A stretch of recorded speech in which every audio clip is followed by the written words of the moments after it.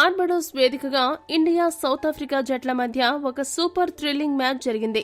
ఆఖరి ఓవర్ వరకు జరిగిన ఈ మ్యాచ్ లో చివరికి ఇండియా 7 పరుగుల తేడాతో గెలిచి యావత్ భారతదేశం సగర్వంగా తలెత్తుకునేలా చేసింది. 140 కోట్ల ప్రజల ఆశలకు జీవం పోసింది. చివరి 5 ఓవర్లలో 30 పరుగులు చేయాల్సిన దశలో క్లాసెన్ క్రీజులో ఉన్నప్పుడు అందరూ సౌత్ ఆఫ్రికా గెలుపు ఖాయమని అనుకున్నారు. అలాంటి సమయంలో బంతి అందుకున్న హార్దిక్ పాండ్యా చక్కటి బౌలింగ్ వేసి క్లాసెన్ వికెట్ తీసి భారత శిబిరంలో ఆశలు రేపాడు.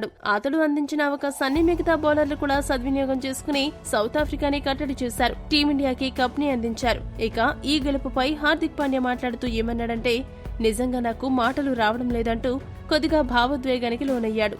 ఆనంద బాష్పాలతో మాట్లాడుతూ, ఈ రోజు మాకు అలానే యావత్ భారతదేశానికి మరపురాని రోజు. మేము ఇది సాధించడానికి చాలా కష్టపడి పనిచేశాము. దేశానికి కావాల్సింది అందించినందుకు చాలా గర్వంగా ఉంది. గత 6 నెలలుగా నా జీవితంలో చాలా ఒడిదుడుకులు ఎదురయ్యాయి. వాటిని తట్టుకుని ఇలా ప్రదర్శన కనబరచడం నాలో ఆత్మవిశ్వాసం నింపింది.